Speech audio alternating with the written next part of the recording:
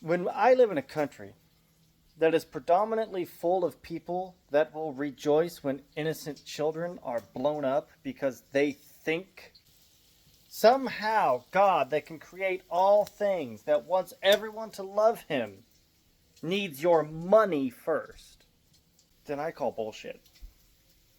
The mere fact that religion requires money is a scam. Hey everybody, Wicked here. We're back to making content again, and I haven't figured out the style that I want to do it. Do I want to do an introduction and then get into the video that I've downloaded and therefore can critique the whole thing? Do I want to do stitches? I don't know. We're going to do this one as the former. We're going to investigate this individual who, as I scrolled, all I heard was atheism is a scam. Let's get into it. Atheism is a scam. Here's why I say that. 2 days ago, I asked the question to atheists and said, why don't you believe in God? Was there some atheist location I was supposed to be at? Did I miss a conference? How did you ask these atheists your question? Did you type it up and send it out as a post on your tickety-tocketies? Did you go to a Reddit forum? Did you go walk around and ask people on the sidewalk? Or did you just shout it into a void? What do you mean you asked atheists? And even if you did ask atheists, let's say you asked 100 atheists, there's no collective atheism. So it doesn't matter who you ask and how and why. A lot of atheists have a lot of different viewpoints on a lot of different things. So regardless their answers, someone's answer might be different. But let's go. Let's see what their answer was to your beautiful question. And the answer that I got was this, that... Oh, answer. So you asked one atheist. So you're basing your entire video off of one atheist that you asked a question to, and he gave you an answer that you feel is worthy of declaring all of atheism a scam. Cool. What was the answer you received from the atheists? I don't believe in God because there's a lack of empirical evidence for God. Well, yeah, empirical evidence is a good thing to have to demonstrate how something did something. If you want to tie a cause to effect, having a mechanism to do that is very good. Now, you can believe that there's evidence out there for something, but these empirical evidences needs to be tested. And if the only evidences you have, you cannot actually show the link between the cause and the effect, you just claim that that link is there, well, then that evidence isn't good enough, and that's not empirical evidence. Look at the trees. How did that tree come about if not a God? The tree is not empirical evidence for God. It's not evidence for God. It's just evidence for a tree.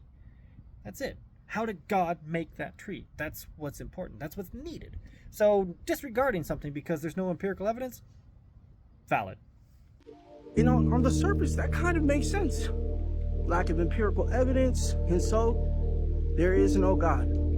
Nope. Lack of empirical evidence means there's no evidence for a God. Not that there is no God, there's no evidence for a God. Right? But upon further investigation, you just think about it a little bit, that makes absolutely no sense. God, by definition, is spirit. And because God is spirit, God is an immaterial being, meaning God is empirically unverifiable. God is empirically unverifiable.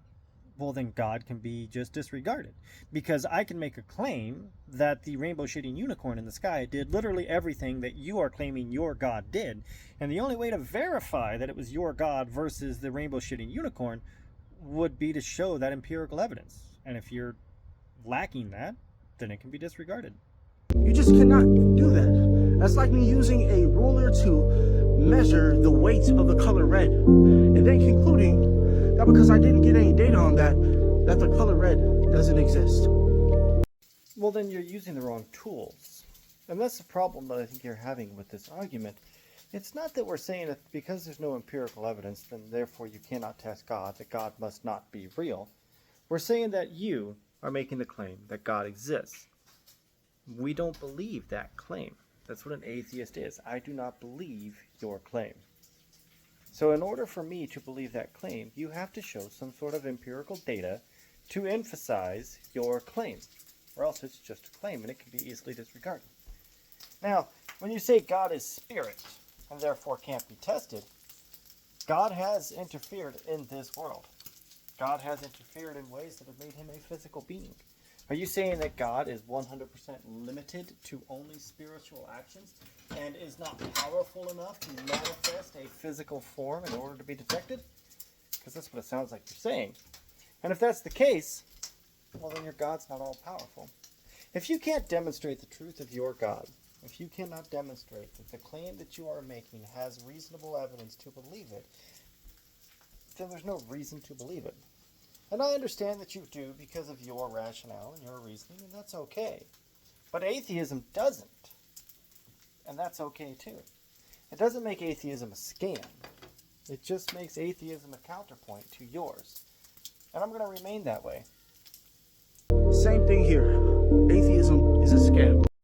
Well, congratulations. You have not proven a damn thing.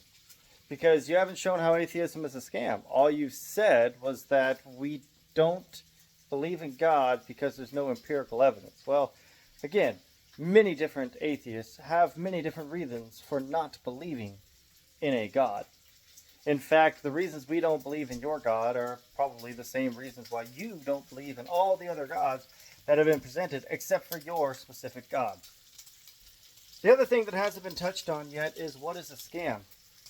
A scam is usually an intentional action used to mislead, misguide, or otherwise corrupt somebody in order to get some sort of personal gain.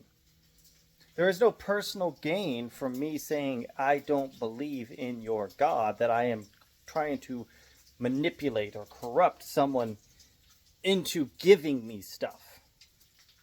I don't believe in your God is a personal matter that is maintained internally. So it's not a scam.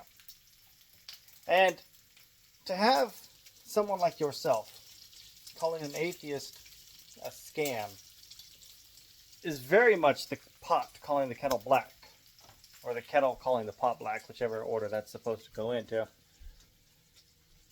When I live in a country that is predominantly full of people that will rejoice when innocent children are blown up because they think that this means that the end times are finally coming, 2,000 years of war, and now this action is what's going to bring about Armageddon. When they think that's a good thing, they have been corrupted. And they've been corrupted for power, money, all sorts of things.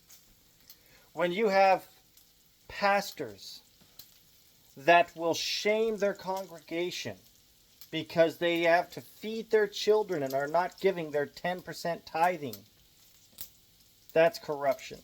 That's manipulation. That's misguidance. That's scammy. Somehow, God, that can create all things, that wants everyone to love him, needs your money first.